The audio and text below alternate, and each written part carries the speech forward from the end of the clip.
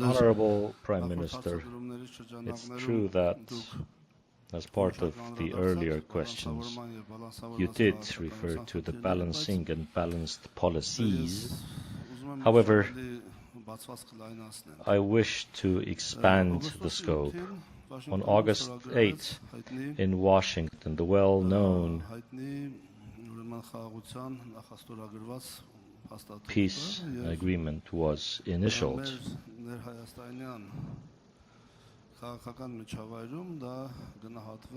And in the Armenian domestic political environment, it was assessed as a document that supposedly has no prospect. The document wasn't straightforwardly accepted by Iran and the Russian Federation, but soon thereafter, Iranian partners openly declared that this does not encroach upon the interests of their country.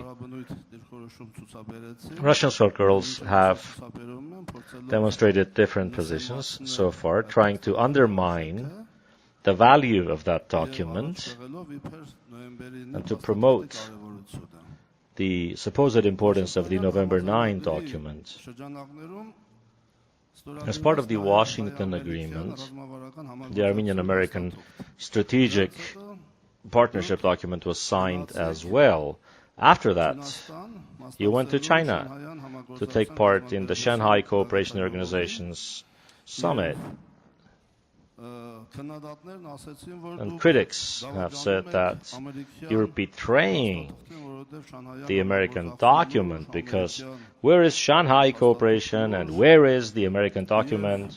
And it turns out that the Chinese, quote-unquote, do not understand their interests or do not perceive their interests. But then, turns out Armenian-Chinese strategic cooperation document gets signed.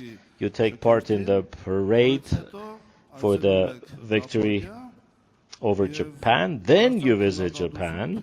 And then again, criticism. How is it possible to go to Japan after that? And you get warmly received in Japan, and the Armenian-Japanese relationship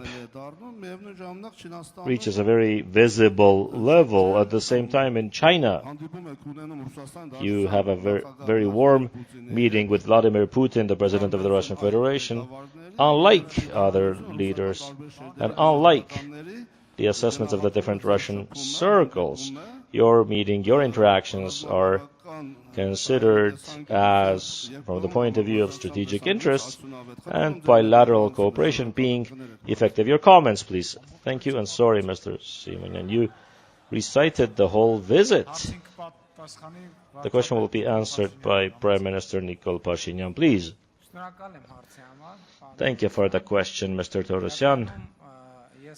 In reality, I did pay special attention to two words that you used that are quite familiar to our reality.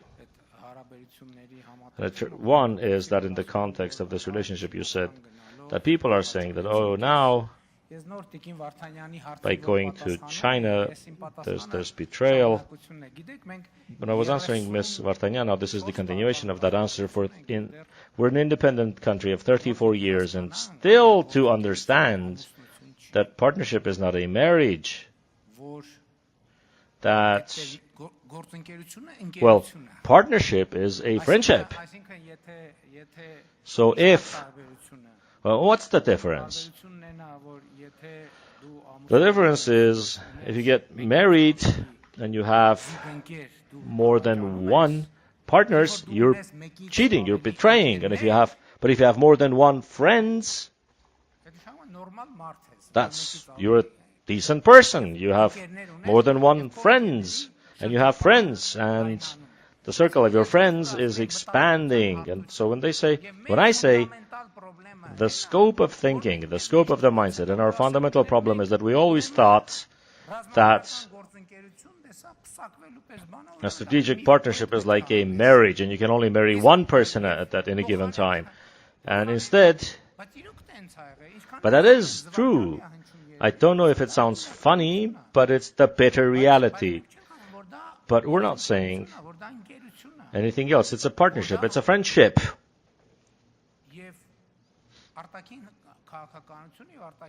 It's foreign policy, it's foreign relations, and that's what they're for, to have as many partners as possible. Secondly, when you said that they say that it has no prospect, the declaration or the package of the adopted documents, I went back and remembered that back from last year, I know, you were referring to others. I remember that back from last year, we adopted a slogan, and that slogan goes like this: the future is today. You don't need to argue over the future. We omitted it. We keep speaking about the future, but we're not noting that we are already in the future today. And that discourse really makes no sense.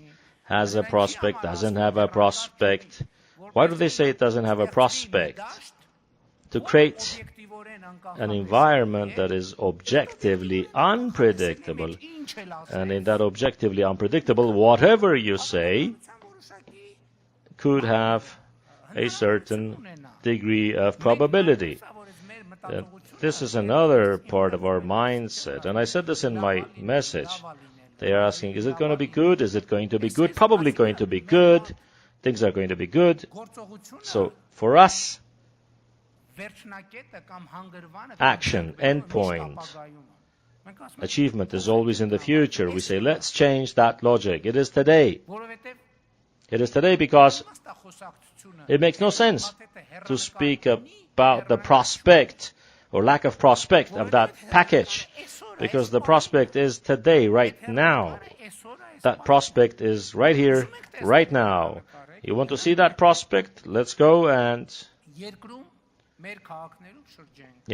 go around our country, our cities, look at our economic indicators, look at our international reputation, our international ties.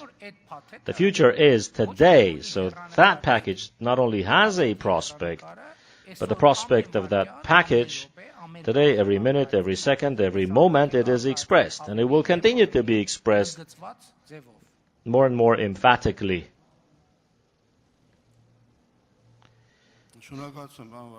Thank you, Mr. Prime Minister, for your response.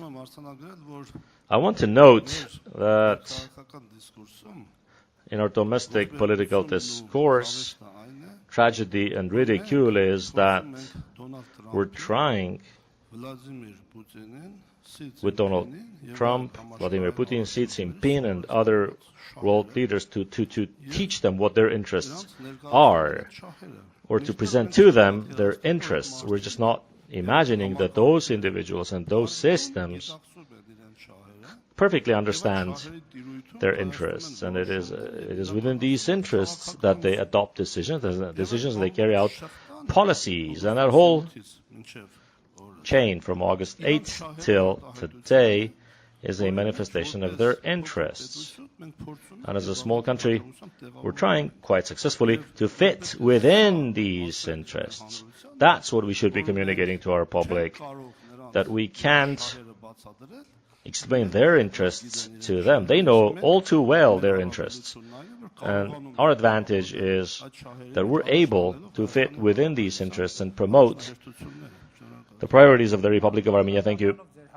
Now, turning to the other part of your question,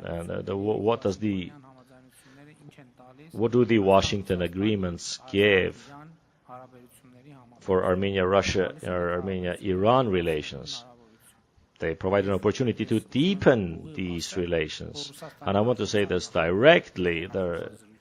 In the phone call with the President of the Russian Federation and during our meeting with him, as well as during our meeting with the President of the Islamic Republic of Iran, we said, and I spoke about the possibilities that are now being unleashed for deepening our relationship. Are there concerns? Of course there are. Were there concerns before August 8th? Of course there were. Will these concerns survive? They will always be there, these concerns. And it's a natural process. And speaking among us, politics, diplomacy, of foreign relations are not about anything else. They're just about one thing. Whether the parties share each other's concerns, and then they start looking at how they can cooperate to manage and to address these concerns. That's really the gist of the international relations. There is no other meaning, no other substance in international relations. And the dialogue is about that. And I think, why do we take these decisions? For the simple reason that among ourselves, within ourselves, by the way, it's not like it's only the ruling majority that engages in this dialogue. We invited the opposition and we said, within ourselves, among ourselves, the ruling majority is having a discussion about these concerns. We're looking for solutions. Come and join. They didn't want to join. They didn't want to join. That's their problem. We discussed and we found solutions. We reached solutions.